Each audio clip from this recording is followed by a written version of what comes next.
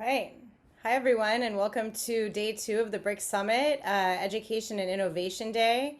And we're here with our core planning committee for the first ever Registered Apprenticeship for Animation, Games, and VFX. And today we're going to talk about the importance of alternative career pathways and why, A, it's important to collaborate with industry, government, education to get things done, but also just how we did this, how we built it, and the important pieces for you to know as you take this information back to your communities and to your schools and how you can get involved. So, the first thing we're going to do is start with introductions. And we really want everybody to get to know who's in this room because they have been putting their heart and soul into this project. So, we're going to go ahead and start with Allison Mann. And she is one of the co-founders of BRIC and is here to kind of tell us a little bit about why this work is important to her and her background as she stepped into this space. Thank you, Allison. Always love another lady with the same name. It just feels so comfy. So again, my name is Allison Mann. I'm the co-founder and CEO of the BRIC Foundation, which was founded about 4.5 years ago with Nicole Hendricks, who will be speaking shortly.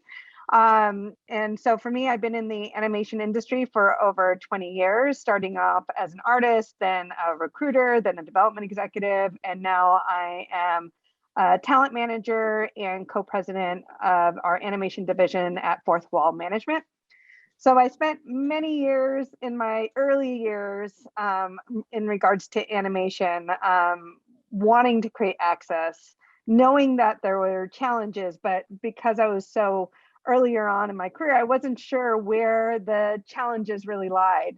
But I did know early on that it had to do with accessibility. And I was always a yes and person when I started my career at Nickelodeon.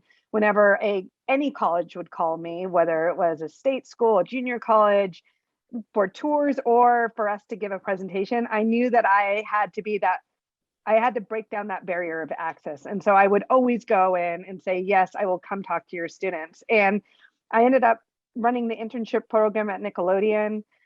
They ended up adopting Cal State Fullerton as their main kind of hub school. And we had a real diverse population of interns because of that yes and of bringing kiddos together and giving them the opportunity to understand what it was like to be in our industry. Now, on the same side, on the recruiting front, I would build up a kind of this list of candidates for my hiring managers.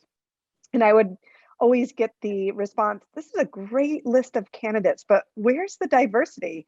And I always said, that is a good question. Where is the diversity? And so it became a kind of a moment of moving people from one studio to the next, and not really fixing what the root of the challenge was when it came to accessibility and access into our very privileged industry.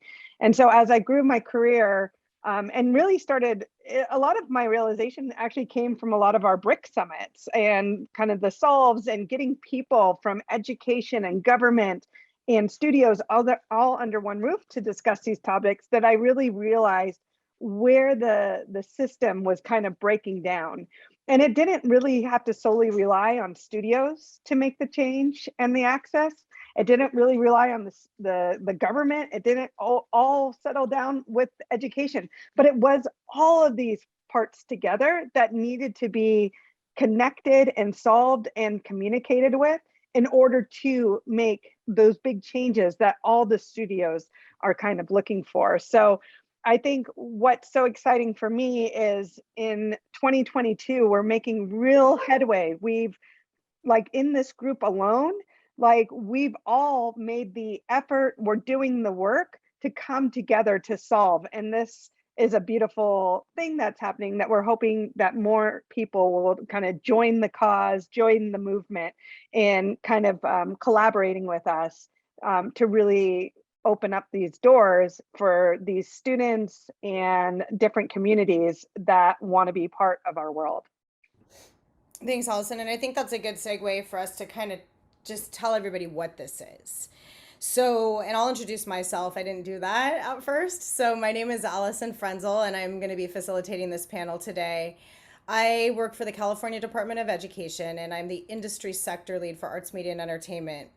And what that means is that I support all high school programs in the state of California who have career tech ed programs preparing kids for careers in the entertainment industry. And currently in California, we have over 240,000 students in these programs. Our last data poll was in 2018, and at that point, it was 231,000. So here we are in 2022, and we know that those programs are growing exponentially. And basically, what happens in public schools is that you have these opportunities. Teachers work really hard to foster these learning experiences. And then at the end of that road, there's nothing. That's it.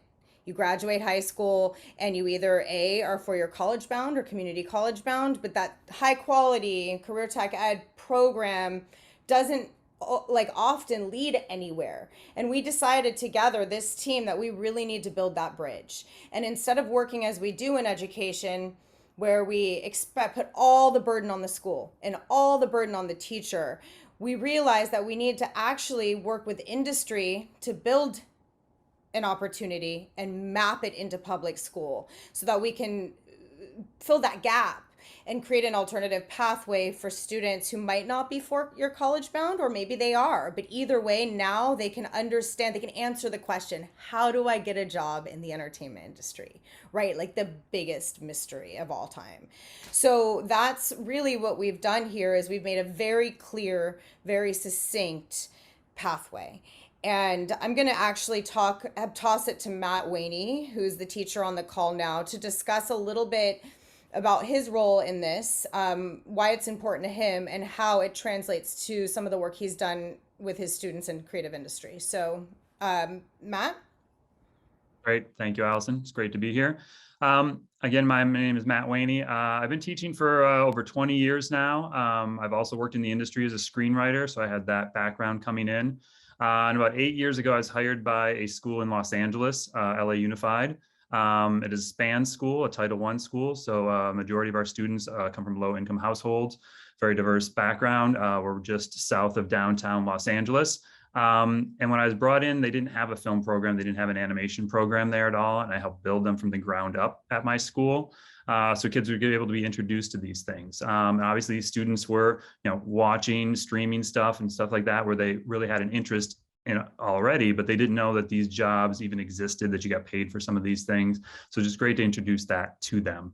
And as we built our program there, I ended up doing a lot of grants to get the funding for equipment and to improve our facilities, because that was just something we didn't have. We started off with literally like 8-point shoot cameras, and have now really moved up. I've written over $1 million in grants. We've been able to really give the kids equipment they could use, but it still needed to get sort of that professional connections. And just over the years, I was able to work with DreamWorks. We had a few tours of their facilities and had some guest speakers through them. And most recently, we're working with Nickelodeon, where this year my advanced animation students are creating 3D assets. They're learning that for the first time. Last year, even while everything was remote, one of my students had a mentor through Nickelodeon where they learned how to do their own animation.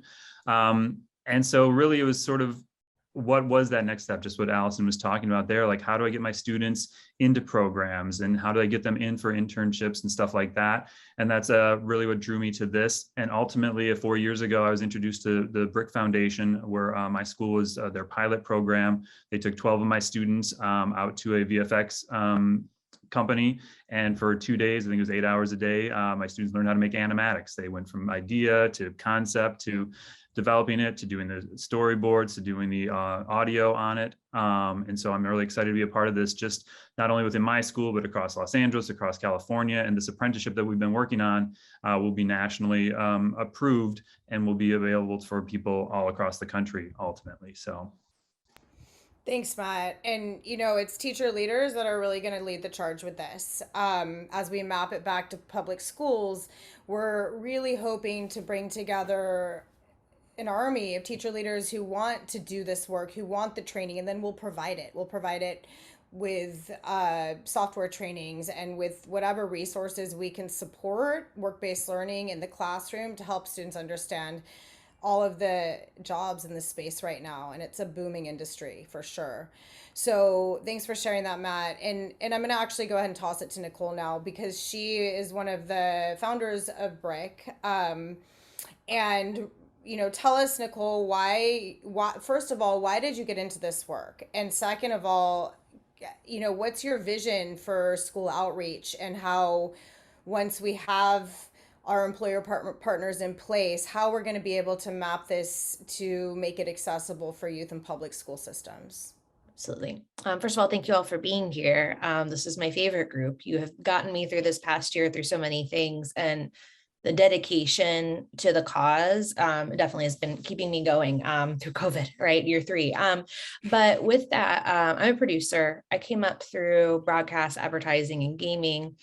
And I was about a decade into my career before I worked with another female that was a peer. I was always the 20-year-old with hanging out with, 4 older white men in their 40s who were my best friends and my mentors. But there's very big difference in mentorship with someone that is closer to your background, because of what happens with role congruence theory. As women, we can be seen, as nice or competent. So you're learning all of these leadership skills that don't necessarily translate to you in the world that we live in. And so that's why I deeply believe in mentorship, and I deeply believe in really getting more women and people from underrepresented groups into the entertainment, media, and tech industries.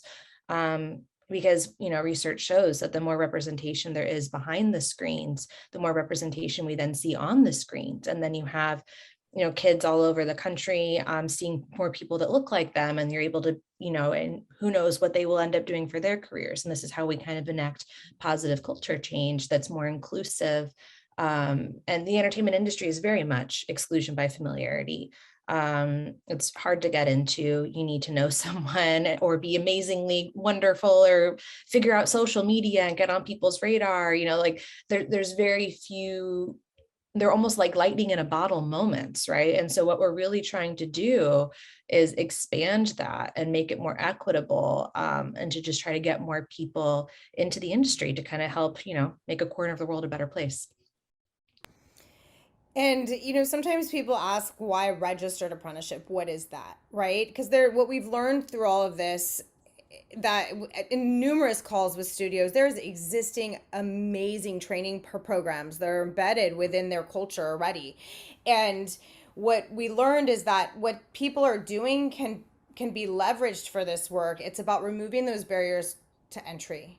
And that's something that BRIC really focused on in one of their initial, I think it was like the 2019 summit, right? Really getting people to remove those barriers to entry. You don't need to have a master's degree to be considered for this entry level job, or you don't need to have, whatever. Like, we don't need you to work for free as an unpaid or minimum wage intern and struggle to even just get something on your resume. Like, there has to be another way. And as studios and companies are struggling to find a skilled workforce, a diverse skilled workforce, we had to really think about a structure that would open doors that we could map into schools like Matt's in some of the zip codes that have no resources, and really provide that high quality private education training through the free and public education system. And registered apprenticeship is a mechanism to do that. We're creating a standard that people can just plug right into. You're an employer, you have an awesome program, plug in. We're creating a consortium. So that way you're then also eligible for these government subsidies that our industry has never tapped into.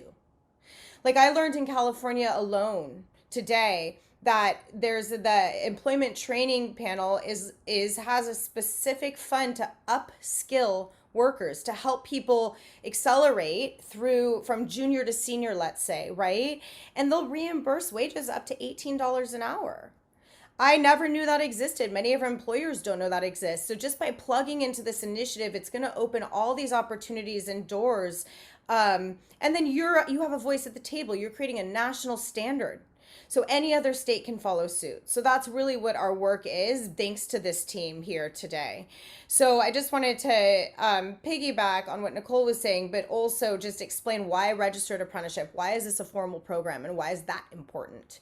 And I'm going to toss it to Steve Isaacs here on the call, because one of the big points of this, and I'm just going to echo Jinko's, like, I always hear her voice in my head, we need to democratize this industry. And something that Epic Games has done very well is open doors and access to not only their software through Unreal Engine and Fortnite Creative, but dedicate lots of staff to education and offer free trainings. So I'm going to toss it to Steve to talk a little bit about that work and that commitment. Hey everybody. Yeah, so thanks for having me and for embracing me in this community. It's been an amazing group to work with. I've been at Epic Games for a year now, and prior I was a school teacher for 28 years. So I love hearing Matt's stories. Brings me right back, and that whole idea of in his case developing a program from the ground up is amazing to me, and I love that. So at Epic, my role is to really support educators with and students with resources and opportunities for training and such to really help them reduce barriers, like we talked about, to increase adoption of our tools in the schools. One of the really neat things is that we're talking about really authentic and meaningful learning opportunities with industry standard tools. So to the point of the apprenticeship program and providing an opportunity for an alternate pathway for many students, we're able to teach them skills that are absolutely revolutionizing or transforming so many industries. So, in this call, we have a lot of folks from TV, film, animation. The tools that we're talking about, are also transforming, the automotive industry and aerospace and fashion and all these different industries. And, often, Allison mentioned, Fortnite Creative and Unreal Engine, which kind of brings in sometimes that hook of things that students are aware of and is part of their cultural cachet. But at the same time, they're, taking that, a form of expertise that students often have, and they're able to then leverage that, when it comes to learning these skills. So I'm really thrilled that we have an opportunity to provide training. We're going to the point of the whole getting students ready for these apprenticeships. We're playing a pretty large role in training teachers to teach these skills in the classroom, which is a key part. So it's I get the opportunity to support that way and know that we're providing these opportunities. And the truth of the matter is, and this group so exemplifies this, is that the kids that we can reach and the skills that we can teach them do provide them with an absolute opportunity right out of high school, or of course, many will go to four-year colleges, but even whether they do or don't, they have this skill set. And leading into this apprenticeship program, it's like we have this beautiful feeder to get them prepared and then actually have them have these opportunities. So I'm just, super excited, and it's been a great group to work with, and we have a lot of work ahead and a lot of great milestones to reach. Thanks, Steve. We appreciate you too. And I think that's a really good segue into one of the other key components of the success of this program. So we always talk about apprenticeship like a recipe, right? It's the education piece. It's the mentorship piece, which is what I would love for Jinko Goto to speak about here. She's kind of the mentor expert with women in animation. But it's also just the support system, the framework of this. So as a young person hypothetically exits a high school program that was really focused on high quality training, right? And that person who may or may not have the family support system in place is going to need some other support system in place to be successful, right? We can't just expect, it's like it can't be a sink or swim thing.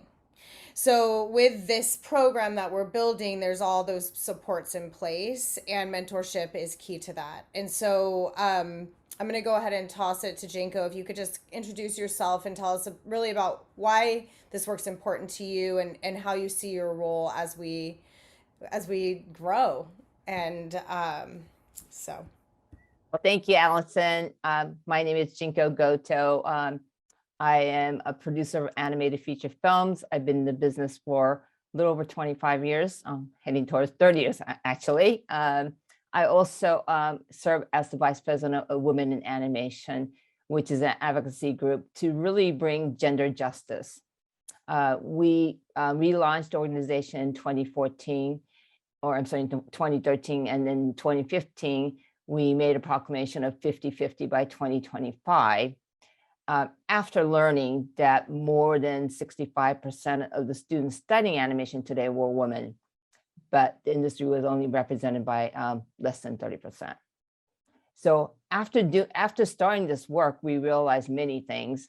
Is that we realized, having mentored students, what I saw personally was that there were not much diversity within the schools.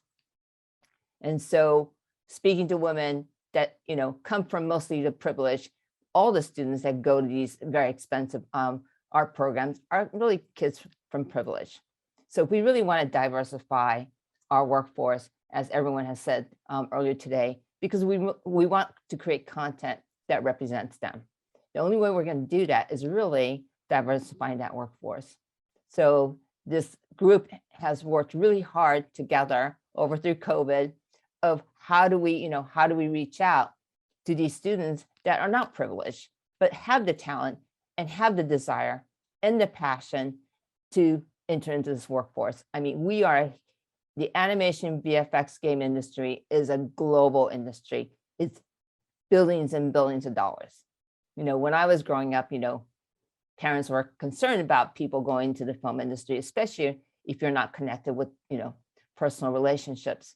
But we have to put that aside today now. It is a multi-billion-dollar global industry. In fact, there was a study that came out recently from one of the VFX houses who said to me, we're probably 75,000 people short globally in the VFX and animation industry. So how do we close that gap? If we can't have students that are not privileged to go to these expensive schools, and we want to diversify content, really the way to do this is this alternative pathway, where we're creating programs like what we are doing here to give opportunities to these kids to be certified and to partner with companies like Epic and studios, really the industry, so that they will bring these students into the program. What's important, as Allison pointed out, is that once they graduate, if you are a person of color or a woman, or you're disabled or whatever, if you're not the norm, it's very hard to succeed, because most of your peers and your colleagues don't look like you. So what we have done at Women Animation is created a mentoring program where we let these people come together in circles, so that there is a community that they build within themselves outside of work, so that there's a safe space for them to speak about their challenges, their successes, and to really create that community that is outside that workspace. So we believe that this is very important, so that it allows them to grow and continue, because we know that going to school is one thing, but staying in the industry and being able to move up is also another challenge that we see, that specifically with women. And I'm sure that is the case with also people of color. So thank you for having me here today. Thank you, Jinko. And I think your work has been really essential to this, right? Women in Animation just recently did that VFX study, which the gender inequity was glaring.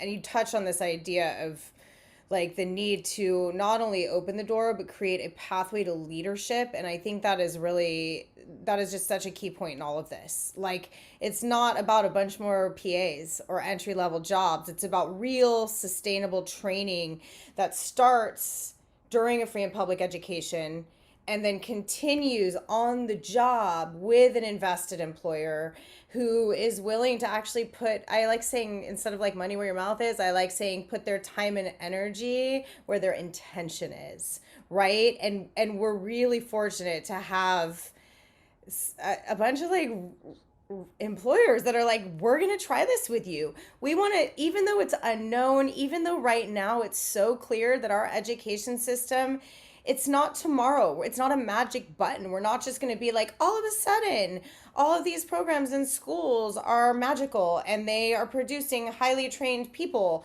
but one school at a time, right? And that's my job. My job is to identify where, again, I can only speak for the state of California, but where can we funnel public dollars to support high quality program growth, bring in free teacher trainings to create that pipeline from beginning to end? And how can employers who are committing to hiring these people also commit to keeping them on and supporting them to rise into more leadership type positions or senior type positions, right? So it's not a magic button. It's not going to happen overnight, but the investment and the willingness to just like take a risk, to do something and trust that this collective impact is really what it is, right? Is only as good as its members, right? And so we need to bring everybody together. It's not competitive. It is a collaborative effort, and it takes a village, right? Like, to use that like timeless cliche, it's really what's happening. So I'm going to toss it to Arnon because I think he's, last but definitely not least, been super instrumental in all of this work, really as has position like advocated for us with the Visual Effects Society, has really like put his own investment as a producer into bringing students into the fold and making education a priority in his own personal work, and then has rallied for us and really brought people to the table. So and Arnon and I met at the BRIC Summit. Actually, I think that's where many of us met. So it's kind of, to me, this is like almost nostalgic at this point. Like, here we are. I think, is this 2 years? No, this is a year later after the second virtual. It was love at first sight, I can say. So. Yeah.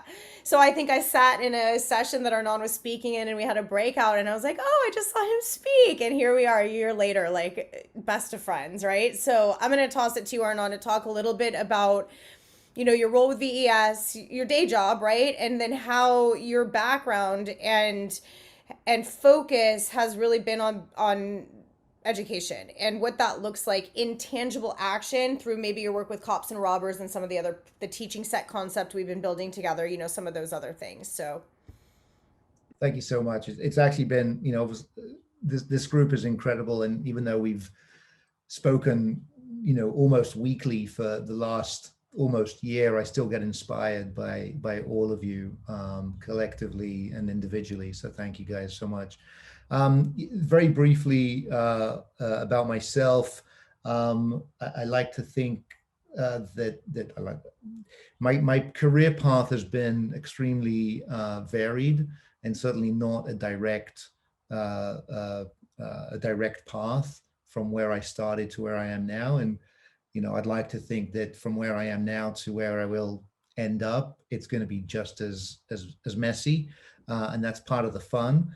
I actually started as a CG animator, as an artist, and then went off in Europe, and then started producing my own content and just always getting myself involved in teaching myself. And after moving here, I kind of rose up the ranks. And between the day job that I say, pays the rent, and all my other endeavors that pays the soul, I found myself as the Vice President of Visual Effects at Sony Pictures, which I've been there for a little over 10 years now. So I manage the visual effects on the studio feature titles. And part of my job with that is to obviously deal with vendors worldwide, VFX vendors, and I specifically deal in visual effects. So visual effects vendors globally, filmmakers globally, productions globally, from beginning to end, from script stage to the delivery of the movie and beyond, sometimes when we have kind of subsequent markets. One of the things that was always apparent, but became even more apparent a few years ago for me, was that I started seeing filmmakers that I work with, that were non-white or that were women, and they started saying, I want to see people like myself in the higher positions. I want to hire visual effects supervisors and VFX producers that are women, that are African American. And it was obvious that there just wasn't enough representation at that level. And I started thinking, so where's the problem? Why is it that that's the case? And even recently, I've mentioned this to all of you here, but I'll say it for the sake of this this panel and the people listening. Even just a couple of months ago, I received lists of visual effects supervisors at a high level from vendors around the world, because that's part of my job, to see who's available for what movie, for what show. And a significant vendor gave me a list of, I can't remember, it was about 29 supervisors, and there was not one single woman on there, and there was only one person of color. And that was only maybe 2 months ago. So that was and of course I responded back to that vendor saying, you got to do a little better than this. Where are those people that are not the white men, with all due respect to those white men that were on there, who definitely worked hard and deserve their positions, but that's just not good enough as an industry and as a vendor. But a couple of years ago, about 3 years ago, it led me to think about, we need to do more. And that was the idea of education, because I realized that this is not a quick fix. This is actually going back to the roots of the problem, which is education, and going back to, I can't remember who spoke about this, but about kind of breaking the entrance level barriers. And that was certainly about university education, post-grad education. And, if you're a recruiter and you see a resume, come onto your desk, and it doesn't have a bachelor's degree or a master's degree in something, then would you immediately put that person down at the bottom of the stack or not even look at it? And the answer that we came up with kind of at the Visual Effects Society was that no, that should not preclude that person if that person's had a certain training. And so that led me to kind of instigate the creation of an education committee at the Visual Effects Society, which I now chair. And we have a bunch of initiatives. And the mandate that we have is actually to find, and again, this is somewhat of a loose phrase, but it's untapped resources and from underrepresented groups and non-traditional avenues, meaning, those people that go to private schools and the high-end colleges, we kind of feel like they'll do fine. They'll be fine. They'll find their place. But what happens to that kid, and Matthew, speaking to your experience, I work at Sony, at Culver City when we are in the office. And, that kid who is 3 miles away in Compton and loves Spider-Man, but has no idea that he or she can actually be part of the production of Spider-Man. They're 3 miles away, but they're 1,000,000 miles away from a economic and a social status and just a thought process. So part of it is, how do we create that? And so the idea of breaking down those barriers and going back to education, starting, even as early as middle school, but certainly high school, and creating a certification program where we can actually educate and give tools to these students, and then go back to our industry partners and say, and actually we worked with them to say, what do you need? What do you need from these kids? And let's develop that. So when these kids are out of the program, there's no reason for you to say no to them, as if they're coming out of a 4-year college. Of course, slightly different mindset and different age, but that's the goal. On a personal level, as you guys know, I'm fortunate enough where as a filmmaker, I also create my own content, and I'm continuously kind of developing projects. And that has including now, actually creating content with high school students. I really value both the opportunity to give high school students the opportunity to work on real projects, not just kind of school projects, but where their projects can potentially make it onto Netflix and make it onto a streamer, or make it into a movie and get their credit. You know, I've been recently, you know, told how empowering it is just to give somebody a credit on a movie, let alone obviously pay them for their work. So it's a combination of that, and I think collectively that's the objective, is to find and educate, but also give real world experience, professional experience, and creating real content that they can actually use that as a stepping stone to further their career. Thanks, Arnon. That was a great segue into an example of that I think if Allison or Nicole wants to share, just in terms of the internship project and that the idea about giving students the opportunity to work with industry professionals in a paid summer environment, and then actually what could happen and emerge from that, as Arnon was just talking about. So, you know, I'm going to go ahead and I don't know which one you want to speak on that, but I think it's a really cool example of what Arnon just said. So I wanted you to share before we move on. Yeah, so like Matt was saying earlier, we have a Creative Academy program that Matt's school was the pilot for. In normal times, we provided transportation and meals because it's not an inclusive event if you're not providing transportation and food. In addition, we bring in creative professionals to share not only like what they do, but specifically how they get there. We focus very heavily on soft skills because that is kind of that like lightning in a bottle component. So it's really important that you do know how to network, because that's how you're going to get your next job type of thing, and different types of negotiation and what have you. So we've done animatics, we've done game design. Our kind of COVID virtual event version of that is a 2 to 3 hour either writer's room focused or visual development focused. There's actually one coming up later today with Disney and Marvel Studios, where students will be learning all about different types of character creation and how to do visual development and actually drawing virtually with artists from these studios and being able to ask their questions. We are not necessarily art for art's sake. We are definitely art for, this is a job, this is a good job, this is how you can get it. We also have an internship program. It's a 6-week program. We also do career readiness camps, and we bring together different studios, different schools, and different creators each week to kind of share you know, different, like one of the things that they're building. Actually, Allison, can you talk a little bit more about our internship program? Yeah, so we have a really exciting internship program that works with different high schools. So this past summer in 2021, we worked with Inglewood, Downey, and Glendale school districts. And we did a combination of mentorship and industry professionals coming in, and their assignment for this paid internship and or for school credit was to learn how to pitch their own project.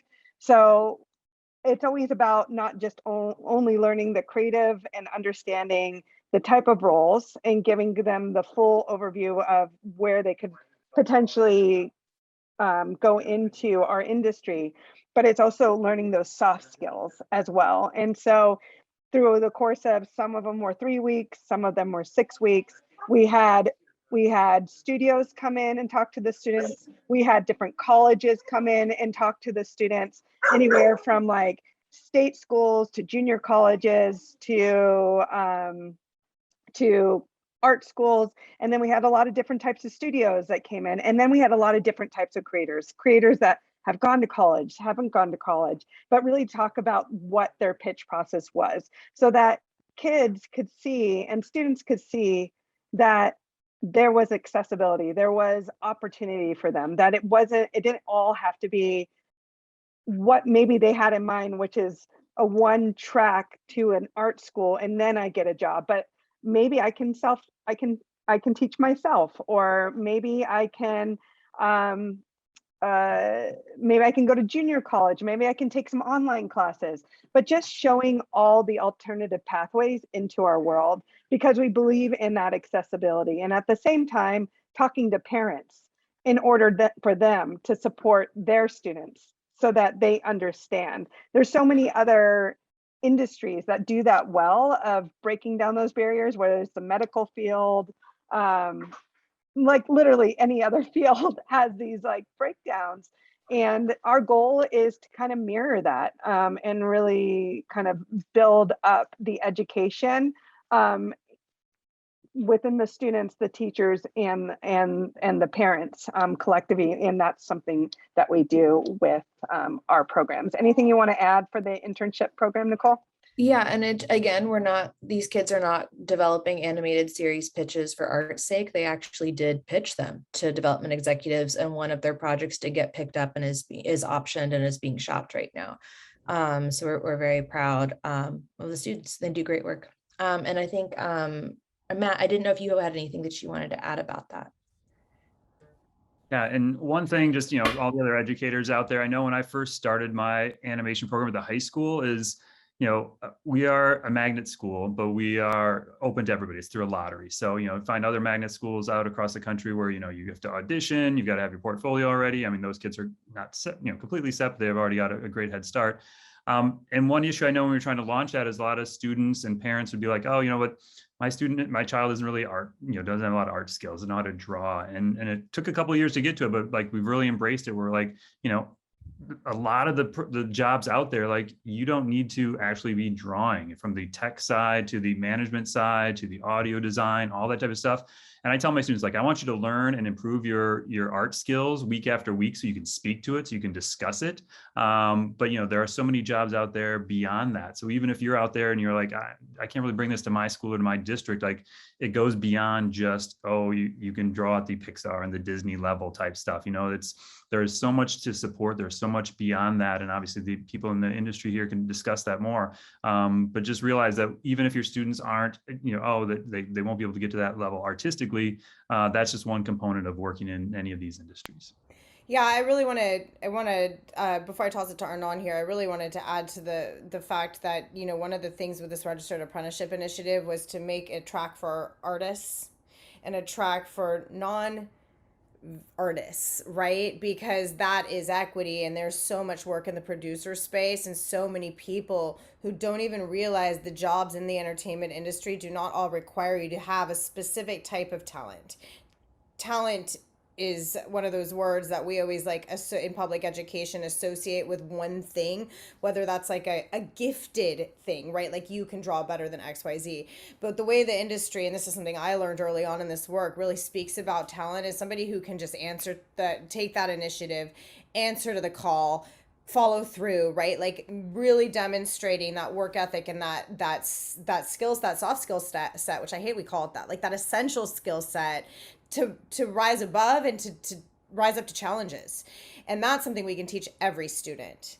So it's not just like, if you don't have that gifted ability to draw, there's no room for you here. No, actually, there's a whole other world of open space. Also, that idea of authentic assessment, really bringing student work to creative industry for feedback. That's an integral part of this program that we're building here.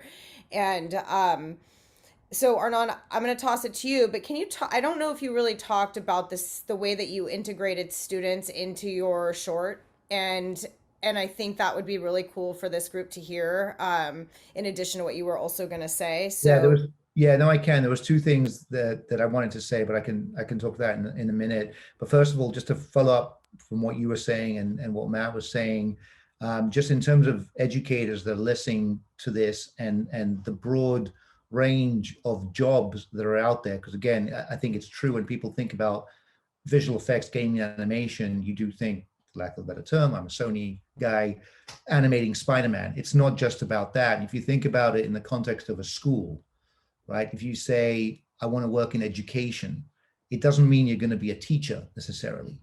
There's so many components to working at a school or in education, from being a teacher, but even that, what kind of a teacher are you? Do you teach English, math, sport, whatever it is? But also the support that goes into that. Are you a librarian? Are you a tech person? Are you a counselor? Are you, a human resources person? Are you a nurse? Are you all the accountant? I mean, all those things go into the industry.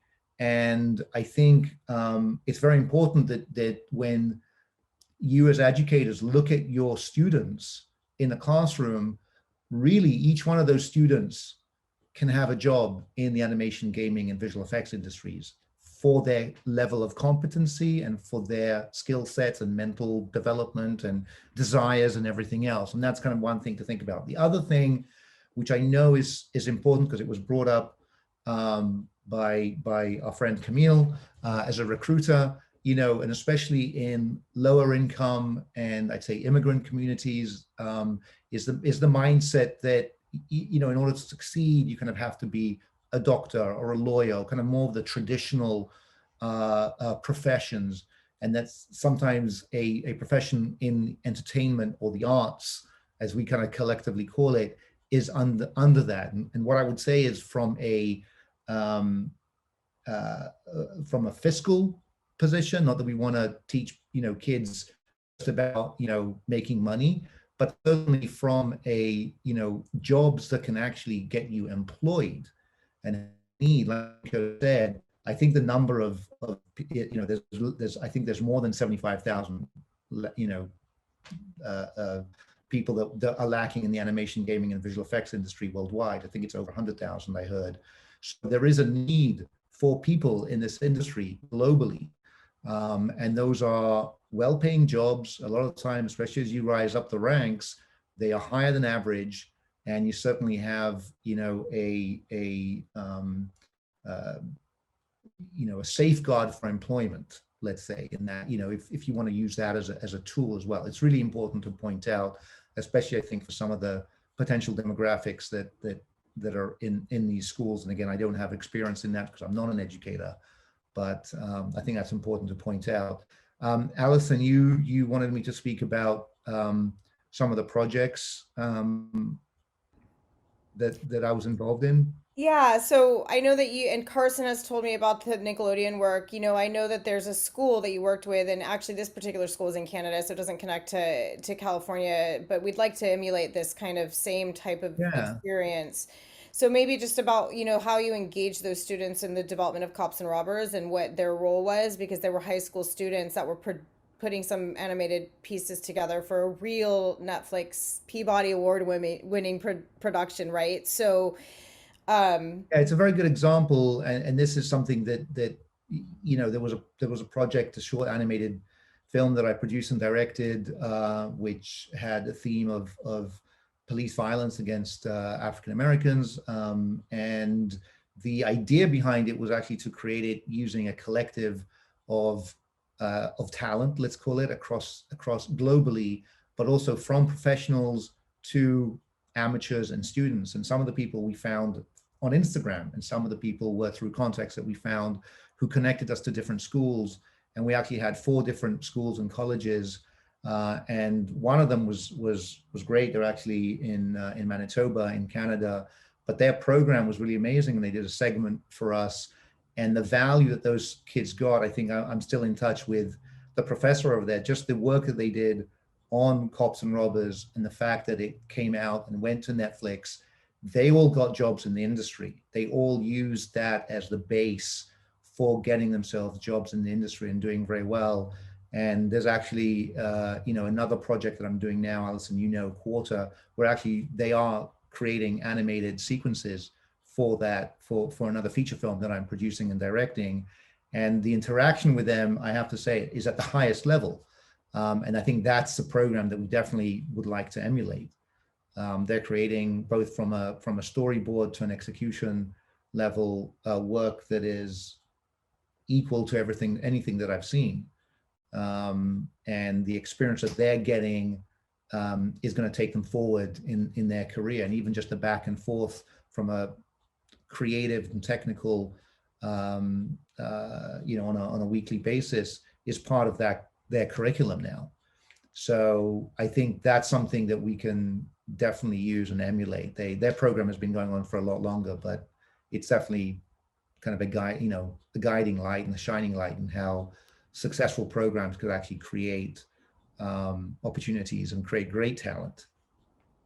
Yeah, and the example that Nicole had shared about the student, actually, the short being optioned right now, right, and the students actually working on a real film, award-winning film in high school, really just kind of proves this mythology around that, like, oh, dismiss them, they're not going to ever be good enough unless they go to the XYZ school, right? Like, we have to like believe in young people and their potential. And I think a big part of this is really questioning the status quo and opening the doors by believing what's possible with youth.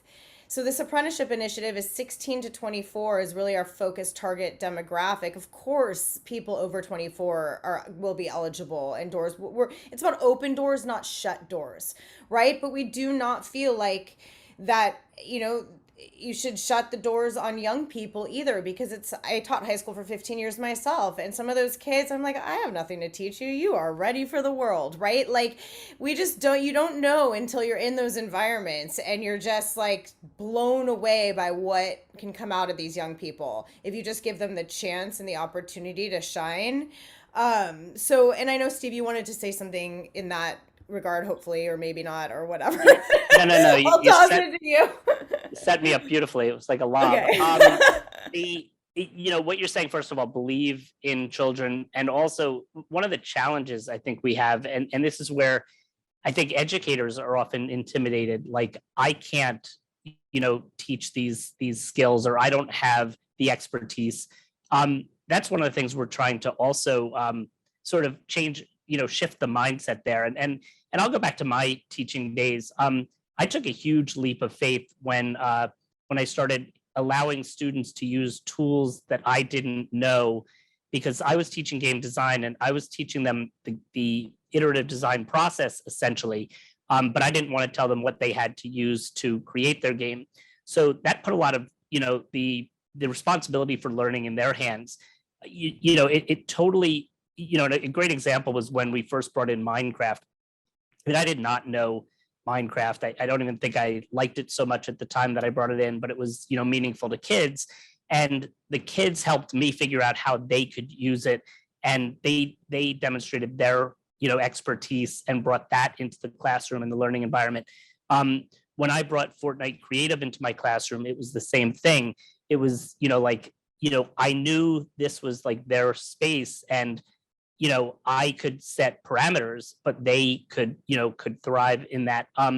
So that was a shift. And, one of the things that we're trying to do, I mean, it's exciting for me in my position, because all of our tools come, there's no cost for any of our tools. There's no cost for any of our resources or training. We really want to make these, these tools more accessible.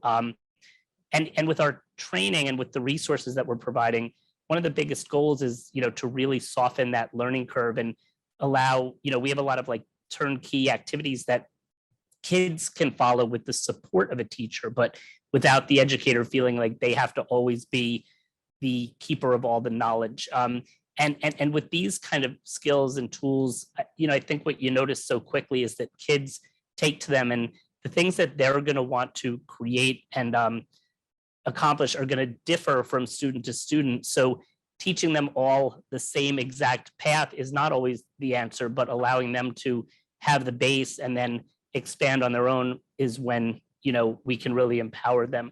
So I think it's just so important for us to not hold our kids back because of sometimes our perceived limitations, and to what like Arnon was talking about, when we could also provide opportunities like, whether it be, mentorship for sure. I, also in the classroom, I would find somebody who was an Unreal developer that was willing to work with kids and support my kids' questions and things, or having guest speakers in from industry. I mean, we really need to tie all that together. And I think that's what's so powerful about this group and the real mission behind it. But I just think it's important that, like Allison said, that we believe in kids and basically provide those opportunities, and and then we're setting the stage.